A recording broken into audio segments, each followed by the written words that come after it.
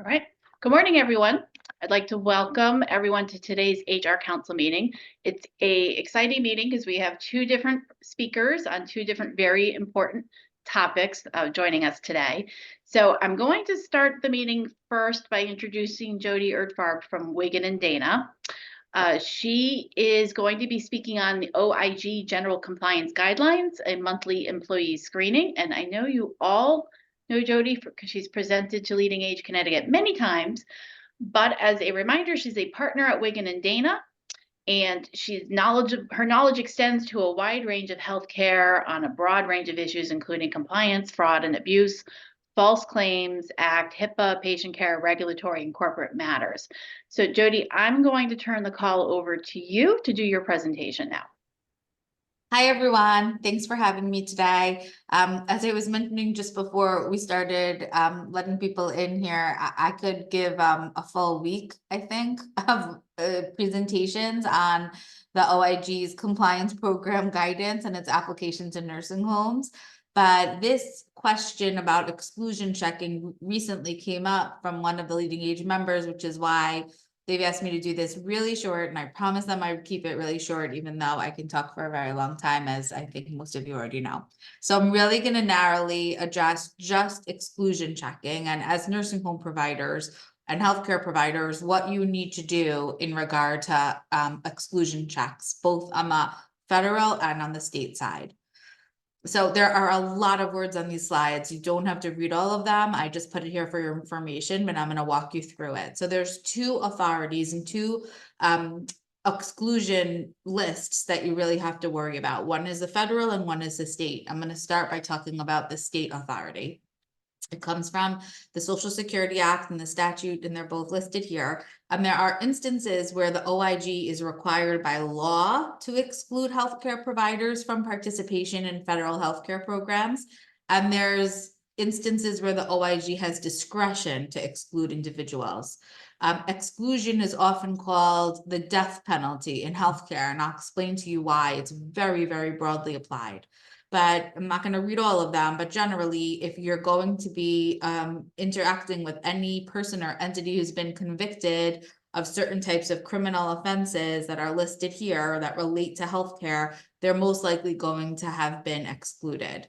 On the discretionary side, it expands to other types of convictions outside of healthcare also, but the OIG does an analysis in an investigation and determines based on the provider's wrongdoing and promises regarding what they're going to do going forward, whether to exercise that discretionary authority it has to exclude individuals or entities.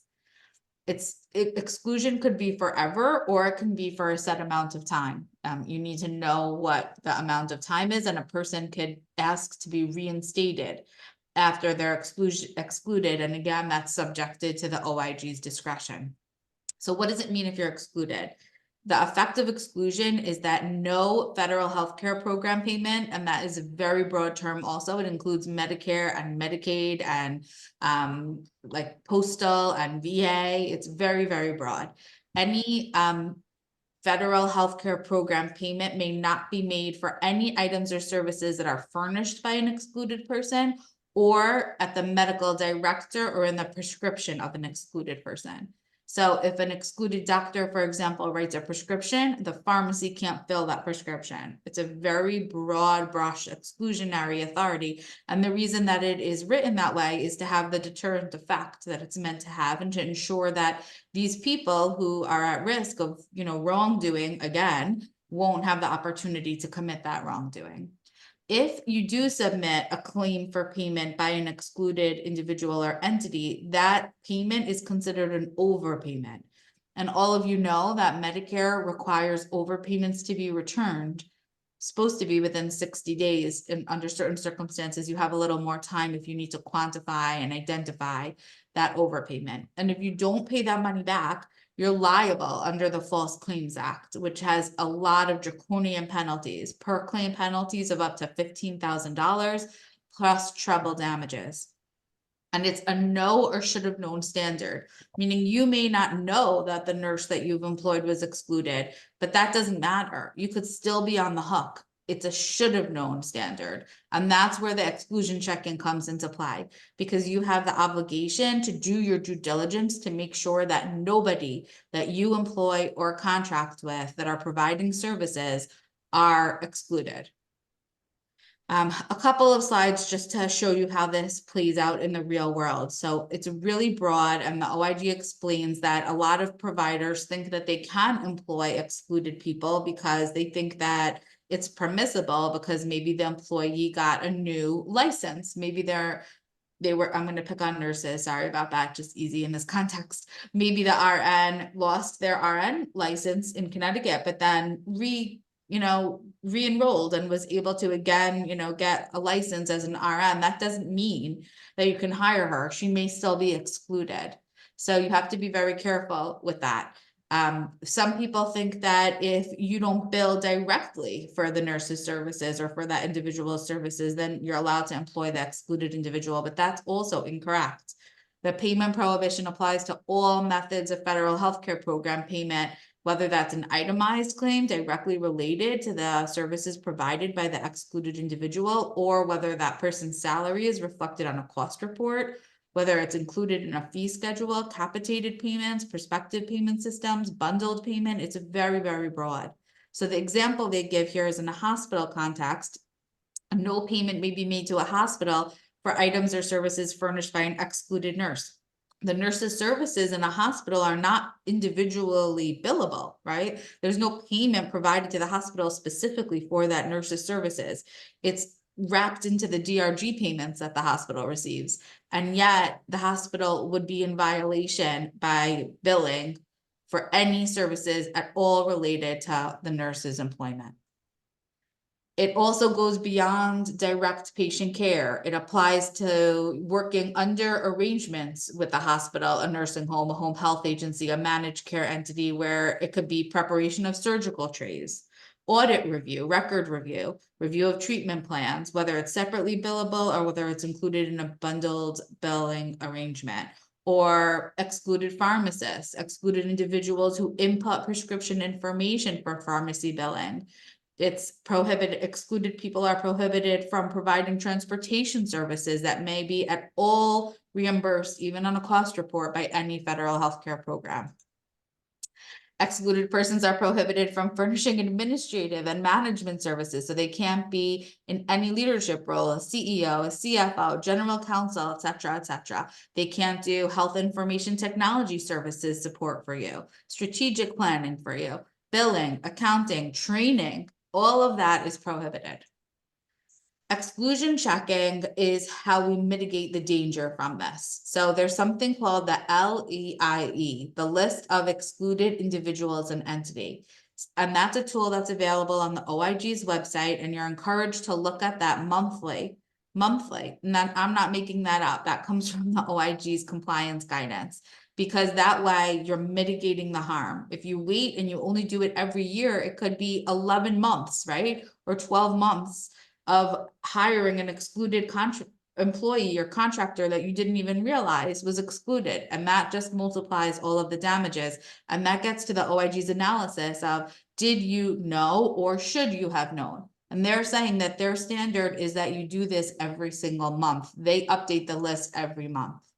And like I said, I'm not making up this monthly standard. It comes directly from the OIG's General Compliance Program Guidance.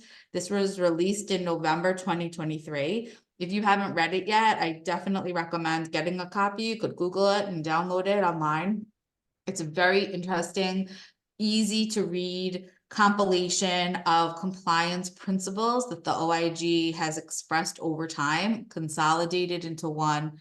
Pretty long, but again, easy to read. I have, tips on the side and fun graphics to make it less painful. So definitely recommend you read it. But in here, they specifically talk about monthly checking. That's the standard.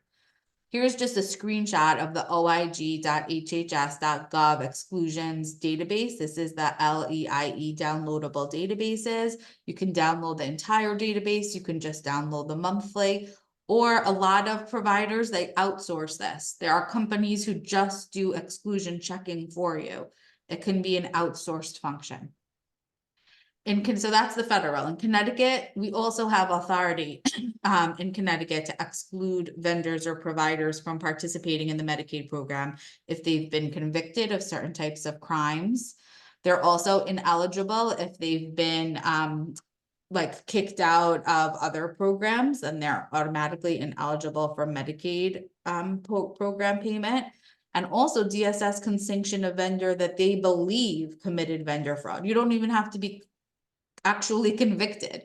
If DSS even believes that you've committed vendor fraud, they could exclude you. And that's in the regulations that govern DSS program quality assurance.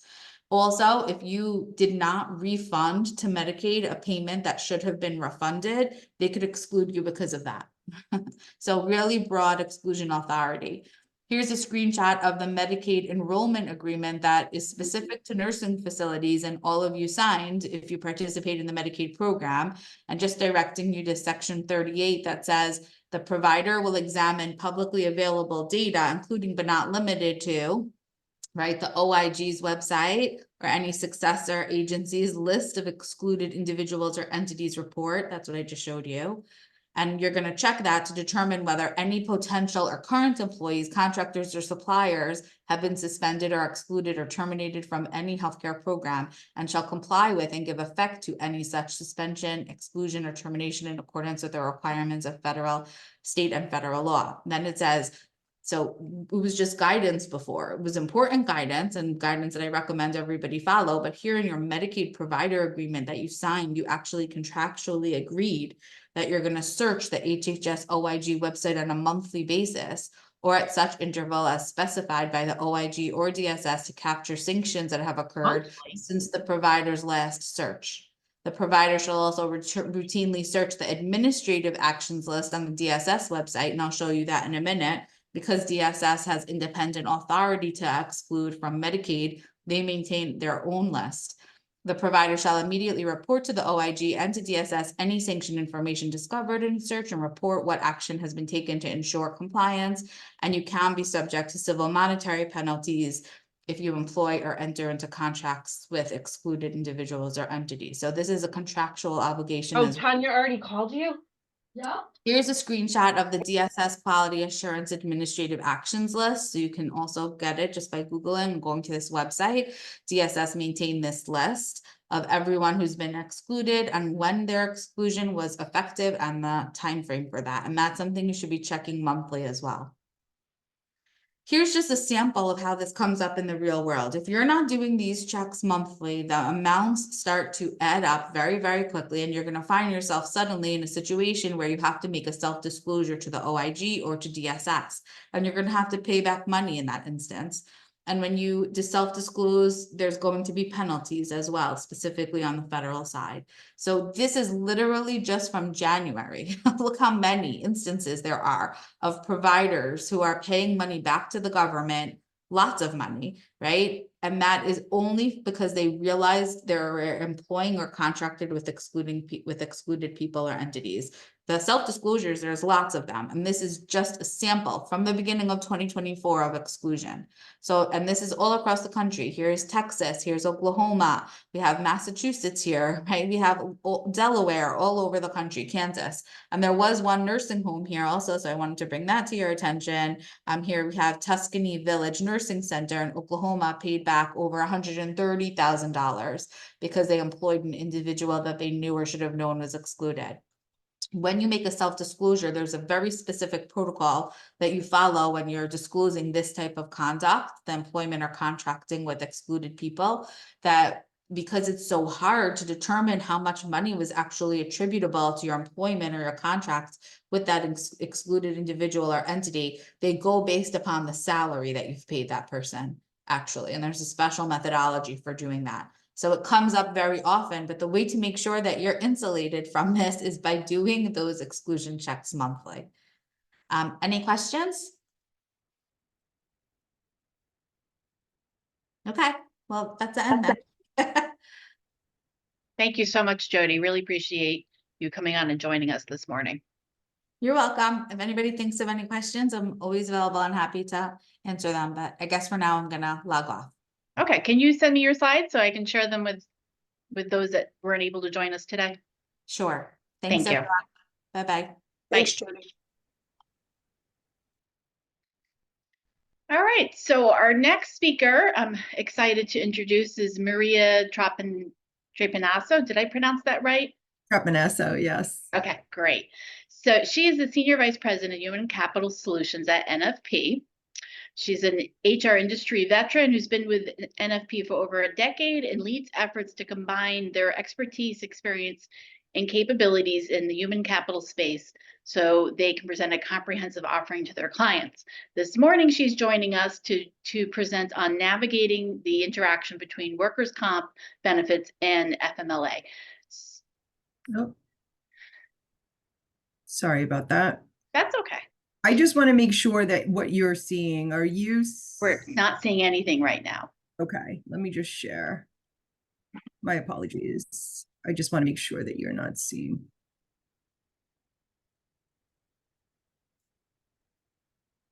Okay. How's that? Perfect. Okay. Are you seeing the notes? I am not. Okay, great. Okay, so I'm really excited to be here with you today to talk about this topic. I know that it is something that a lot of organizations really struggle with. So we're going to talk about navigating the interaction between workers' compensation and FMLA. So of course, just to start off, we just want to make sure that you understand it's not legal advice. Obviously, if you have any questions that relate to specific scenarios, please seek your legal counsel. And so today we're going to talk about some common topics. Can FMLA and workers' compensation run concurrently? How can you manage PTO while an employee is on FMLA and workers' comp? When you can force them to use their PTO, when you can't. We'll talk about light duty offers during that period. Also, what happens when FMLA runs out, considering ADA during a workers' compensation leave. We're going to talk about a couple of key takeaways, and then we should be able to have enough time just to open it to Q&A. So concurrent use of FMLA and workers' compensation. So can you actually run them concurrently? And that's going to depend on whether or not the employee is eligible for both leaves, provided that both the employer and the employee meet the FMLA eligibility and there's no bargaining agreement prohibiting the employer from running them concurrently. The next thing you need to do is look at the reason for leave and the eligibility under both regulations.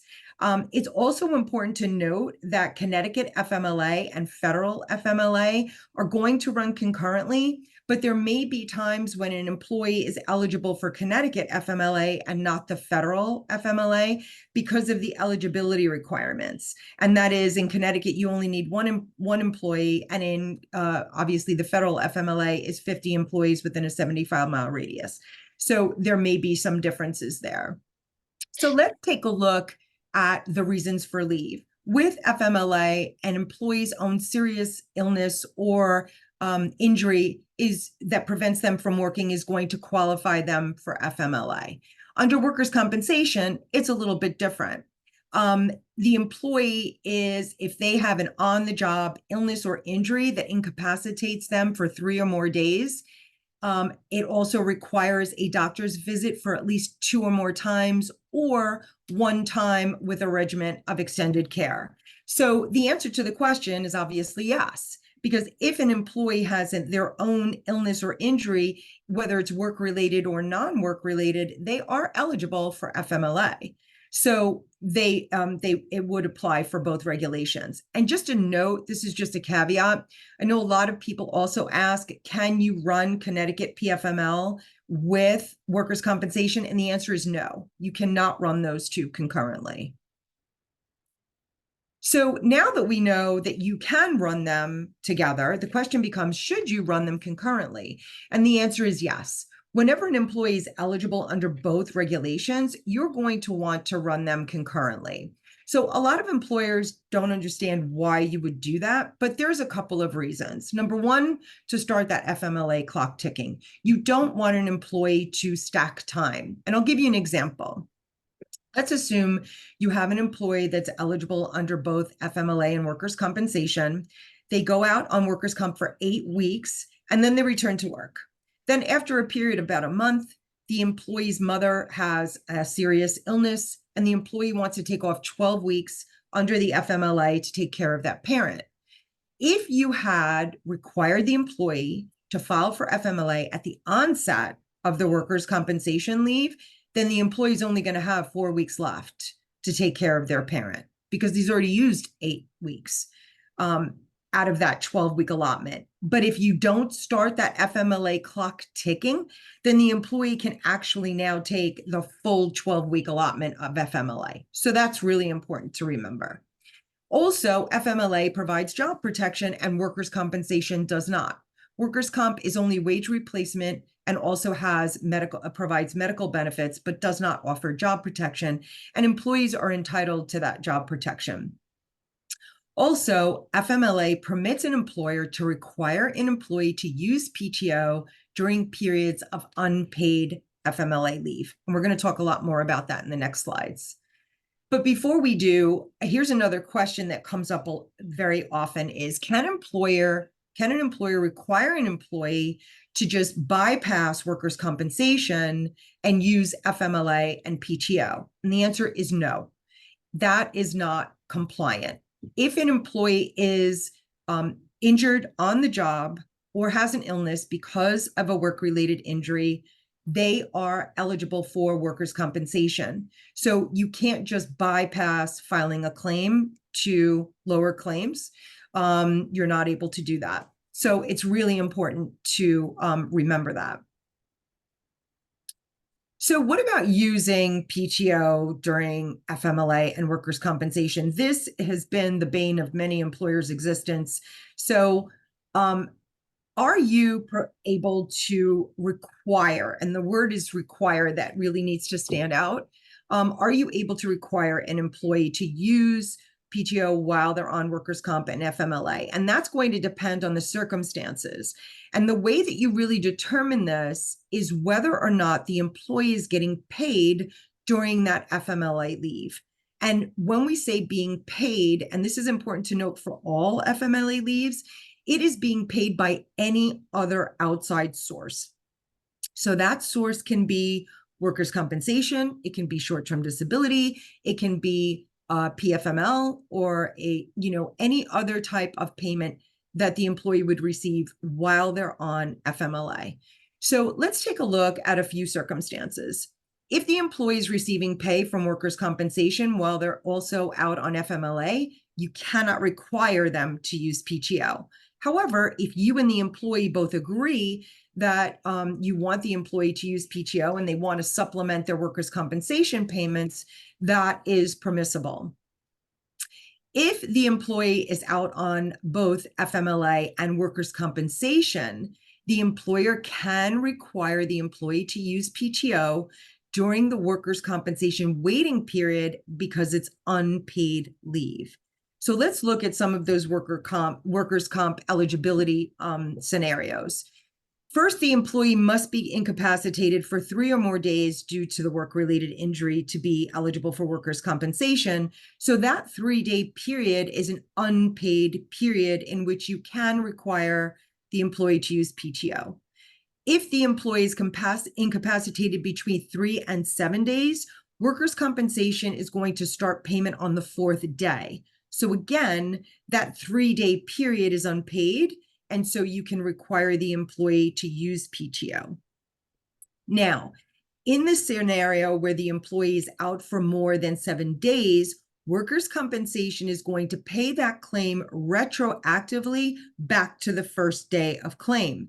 But as we all know, workers' compensation doesn't pay that quickly. And so that employee can conceivably be out for 7 days or more and still not be paid by workers' compensation.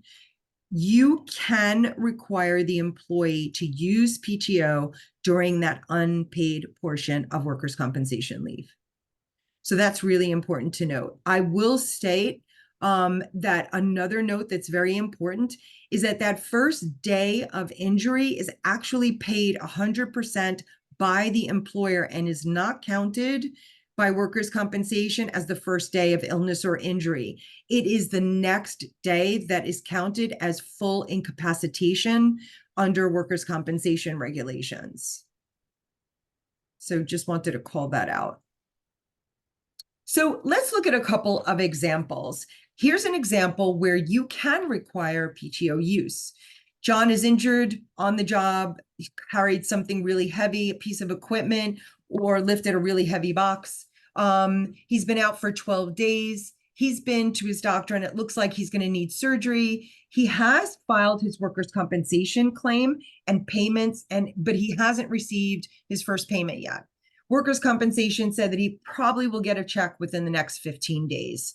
You can require John to use PTO during this first 15 days of workers' compensation because it is unpaid.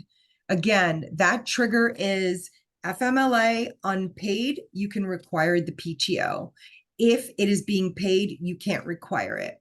So when John finally gets his payment from workers' compensation, it is going to be retroactive to the first day of payment.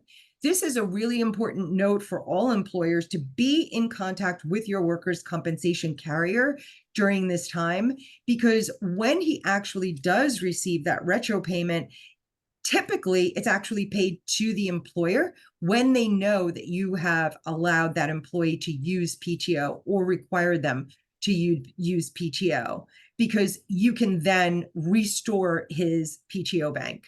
But again, this is something that you should be in communication with your carrier about, because that is typically what happens. I will state that if he doesn't have any PTO during that period, of course, his leave is going to be unpaid.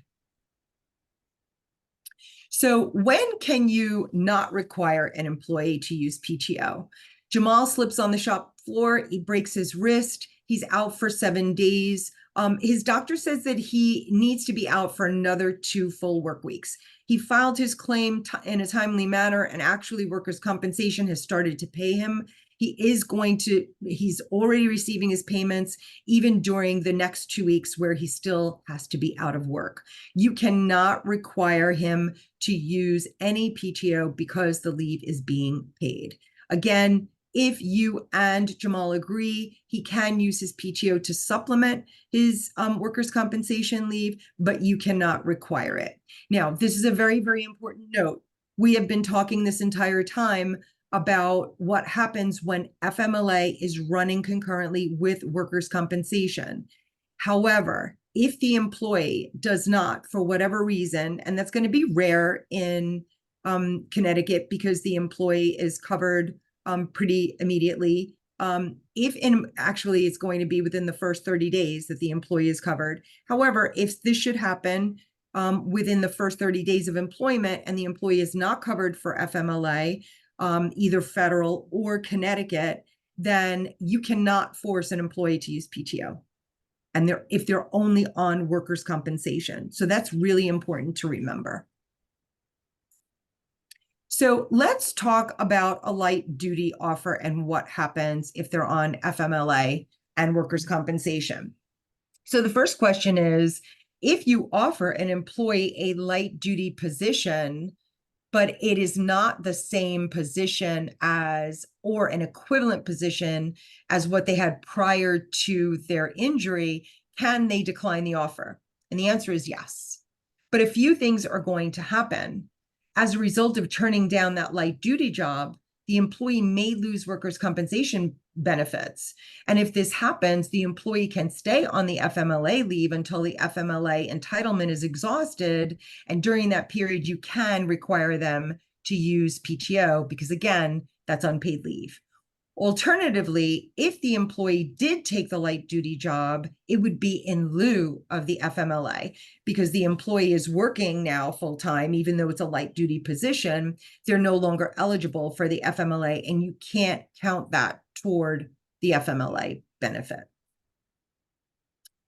Typically, the workers' compensation benefit is also going to be reduced if the employee is receiving payment from you. So let's look at another example. Jack has been out on FMLA and workers' comp for 6 weeks.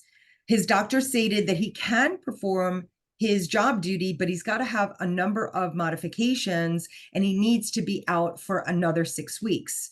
You don't have an accommodation that you can make for him because you need him to actually perform his essential job functions, and he can't do that right now. So he declines the light duty position. So as a result of declining that position, he's going to lose his workers' compensation benefits. He's still eligible for 6 more weeks of FMLA because he's only been out for 6 weeks. And since the FMLA is unpaid, you're requiring him to use his PTO, which is compliant. But he only has 1 week of PTO left. So he's going to take that initial week of PTO and the remaining 5 weeks is going to be unpaid. I hope this is making sense. We'll definitely have some time for Q&A. So here's another scenario. Andrea has hurt herself on the job and she says that she can return to work. She's been out on leave, but she can only work 4 hours a day for at least 5 more weeks. And she's requested a light duty position. So first and foremost, you need to have a light duty position available for her. So let's assume that you do. You have a position where she can work 4 hours a day in a light duty position for the next 5 weeks. She can work that position, but during the time that she's working, you can't count the FMLA for the time that she's working. You can only account 4 hours per day of FMLA leave while she is actually out of work. So if she reduces, if she actually does take that light duty position, her workers' compensation is going to be reduced during that 5-week period. If she loses that benefit, if she's actually being paid by the benefit, for a workers' compensation benefit, you can't require her to use PTO. If there's no position available for workers' comp from you as a light duty position, then of course she can stay on the workers' compensation and she'll also be able to stay on FMLA. So let's take a look at ADA and workers' compensation, because what's going to happen is a lot of times an employee may be out on an extended leave for workers' compensation, and it may be longer than 12 weeks. And as you know, if it's longer than 12 weeks, they're going to exhaust their FMLA. So what's going to happen? A few things are going to happen. Number one, their leave is no longer job protected. Number two, there may be some statutes in certain states that will apply. But number three, you need to really consider whether or not they are eligible for ADA protections. And in case you're not familiar with the ADA, it does provide job protection for the employee. So while FMLA provides job protection, now you may, since it's exhausted, the employee may be eligible for job protections under ADA. But it's very nuanced. So we need to make sure that the employee falls under the definition of disability under the ADA. So the ADA says that a person under their definition is a person who has a disability is someone who is physically and mentally impaired, and one or more of their major life activities is substantially limited, or they're not able to perform that life activity. It also states that a record of such impairment must be accounted for or is regarding as being impaired. So work-related injuries do not always cause physical or mental impairments severe enough to substantially limit a major life activity. Many on-the-job injuries can cause temporary impairments, which heal within a short period of time and have no or little permanent impact. So many injured workers who qualify for benefits under workers' comp may not have protections under the ADA because they may not qualify. So you as the employer really need to consider each workers' comp case by a case-by-case basis to know if they're protected by the ADA. And it's important to note also that certain states have different definitions of disability. So they may, of course, be eligible for workers' comp and not eligible for ADA. So let's take a look at some guidance from the EEOC. it really seems that this is a topic that the EEOC specifically addressed, because a lot of their own investigators, as well as employers, were really not clear on the regulations of how ADA and workers' compensation work together. So question number one, we're going to do some Q&A. Question number one, does everyone with an occupational injury have a disability within the meaning of ADA? And we just discussed that. The answer is no. Even if an employee has an injury, it may not pass the definition of ADA. Number two, may an employer ask disability-related questions or require a medical examination of an employee, either at the time they experience the injury or when they want to return to work following the injury? And the answer is yes, in both instances, provided that the disability-related questions or the medical exams are job-related and consistent with business necessity. This is going to apply for you if you have a reasonable, it's going to apply if you have any questions as to whether or not they actually have an injury that is reasonably impairing them to perform their job functions, or if you have legitimate concerns about whether or not this is going to be a direct threat against any other employee or within the organization. Remember that questions or exams can't be outside of the scope of that specific injury or its effects on the employee's ability to actually perform that job. Number three, if an employee with a disability-related occupational injury requests a reasonable accommodation, may you ask for documentation of their disability? And the answer is yes. However, you need to remember that even though you can require the documentation showing that the employee has a covered disability that states their functional limitations, you cannot and you are not entitled to medical records. And you're also not entitled to be privy to anything that's unnecessary or has nothing to do with the employee's request for that reasonable accommodation. Number four, may an employer require that an employee with a disability-related occupational injury be able to return to full duty before allowing them to return to work? And the answer is no, because the term full duty may include marginal as well as essential job functions, or it may be performing job functions without an accommodation. So you really need to look at each case and determine if the employee can perform their essential functions with a reasonable accommodation that does not cause you undue hardship. So number five, does the ADA require an employer to provide reasonable accommodation for an employee with an occupational injury who does not have a disability as defined by the ADA? And the answer is no. The employer, as we discussed before, they do not have the protections afforded by the ADA if their condition does not meet the ADA definition of disabled. And I'm sure a lot of you are saying, how do we even determine that? Like, how do we know if someone is actually covered under the ADA definition? And I will tell you that I personally absolutely love the Job Accommodation Network. It's called JAN, askjan.org. And I've actually included the link for you later on in the slides.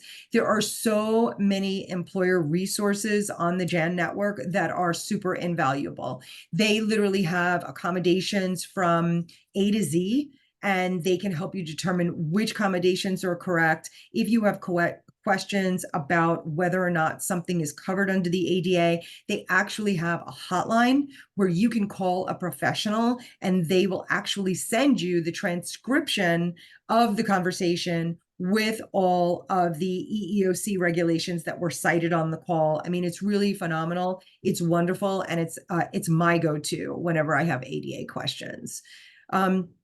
Number six, may an employer unilaterally reassign an employee with a disability related occupational injury to a different position instead of first trying to accommodate them? And the answer is no. You have to make sure that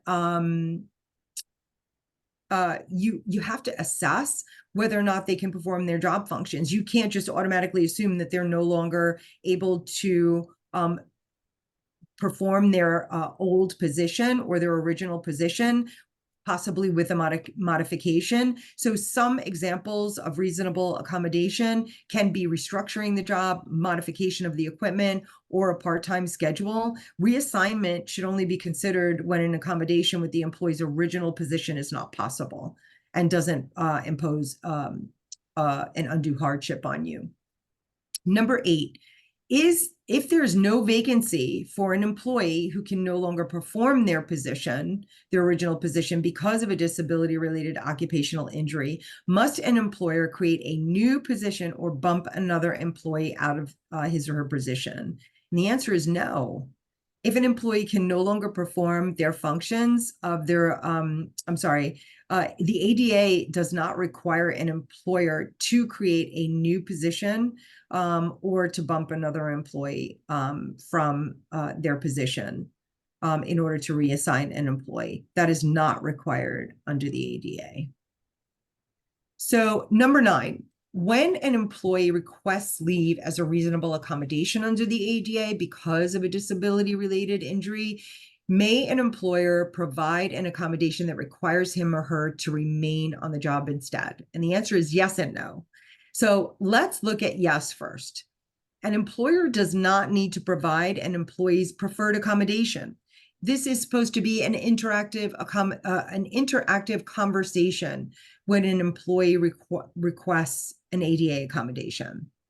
So you really need to understand that you can provide an alternate accommodation as long as the employee provides something that's an effective accommodation, one that's really sufficient to meet the employee's job-related needs. So you can provide something else in lieu of that leave. However, and this is the no part, however, if an employee doesn't even request an accommodation, but simply requests leave that is routinely granted to other employees, whether it's, using pay or without pay or any other type of leave, you cannot require them to stay on the job with some type of adjustment, unless you require other employees to do the same thing. And as we know, if an employee is out ill or sick, you're not going to deny them a leave. So you really need to make sure that you would make this accommodation as well in the form of a leave. And number 10, finally, may an employer discharge an employee who is temporarily unable to work because of a disability-related occupational injury? And I'm sure most of you know the answer is no. An employer cannot discharge an employee who's temporarily disabled where it would not impose an undue hardship. So of course, if it imposes an undue hardship, you can do that, but you have to make sure that you can substantiate that undue hardship in a court of law, which, as we all know, is very difficult to do.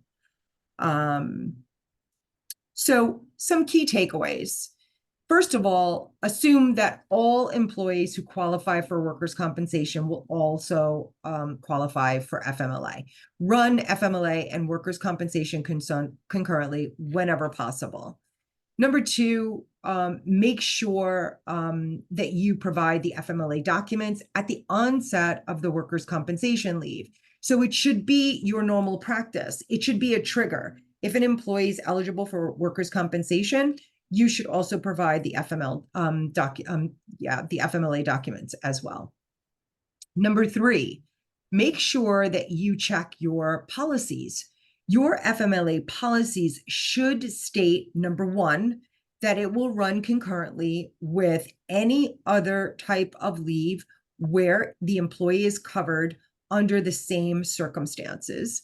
Number 2, you're also going to want to make sure that your policy states that FMLA, during periods of unpaid FMLA, that an employee is required to use their PTO. And I'm using the term PTO. It could be sick time in your instance. It could be vacation time. It could be whatever it is for you, but you need to really state that in your FMLA policy in order to carry that out. Number 4, Review all of your leave of absence policies, and take a look at how you are ensuring that employees that are on FMLA are being afforded their medical benefit rights. And what I mean by that is that under the FMLA, an employer must keep their medical premiums intact, provided that the employee is paying their portion of the premium.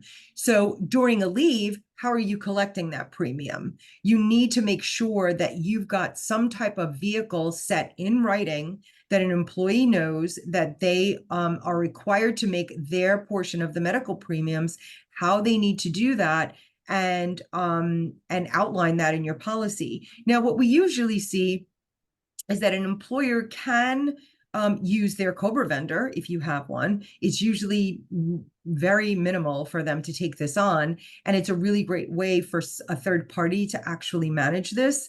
And then you would actually put in the language in your policy that the employee would have to send their check to the third party vendor. You should also outline that they've got a 30-day window to make that payment. If they don't make that payment, it will be canceled within 15 days. So it's really important to have that in your policy. And then 5, of course, just a reminder that workers' compensation cannot be taken concurrently with PFML. And then number 6, of course, consider ADA accommodations when the FMLA is exhausted and the employee is still out of work or wants to come back to work with modifications. Consider whether or not they are eligible for that ADA accommodation. And again, that should be an interactive an interactive conversation. And as I mentioned before, consult the JAN network. It's really amazing. I've put the links here. I've also added the link for the EEOC guidance and where I got those questions. So you can have the questions with the answers, and there's definitely a lot more to that document as well. So just wanted to provide you with my contact information. Human Capital Solutions is a consulting division of NFP. So we are available to actually help you with any type of, I'm sorry, I seem to have, we're here to help you with any type of policy updates that you need to make or answer any questions that you may have. So I will leave the rest of the time for questions.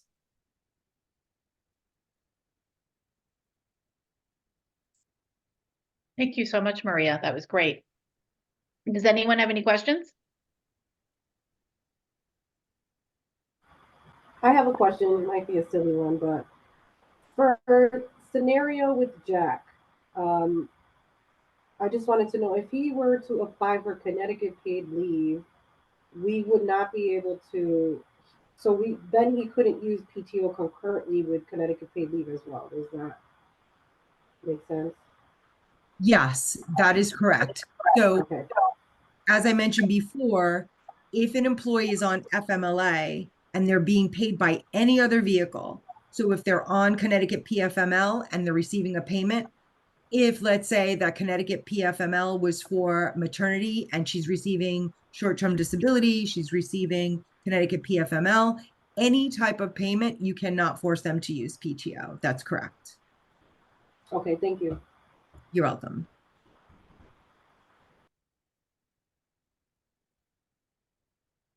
Any other questions?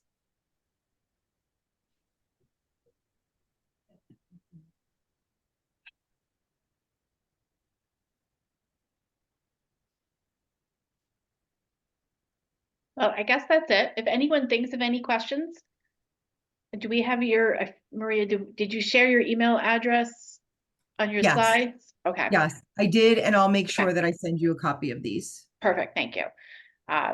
So you can always reach out to Maria. As a reminder, NFP is one of our platinum partners for 2024. So we work very closely with them, and we're thrilled to partner with them. They're a great resource for our members. So in conclusion, our next meeting is May 9th. I wanted to remind everyone our expo is May 22nd. We have a great day planned for everyone. We have 2 webinar series that we're going to be starting to market probably next week. One is long-term care supervisor skill building. So while this is definitely not something that you would be attending, you might want to start thinking about some shift supervisors or new DONs or other nurses that could benefit from this 4-part webinar series. And Del Gilbert is doing another series with his Leading with Confidence. We've offered this the last 2 years. It's a very popular program, so that's going to be starting the end of May. So things for you to look out for that your employees may benefit from. So I will share the slides. I will share this recording when I get them, and I thank you all for joining us today. Have a great day.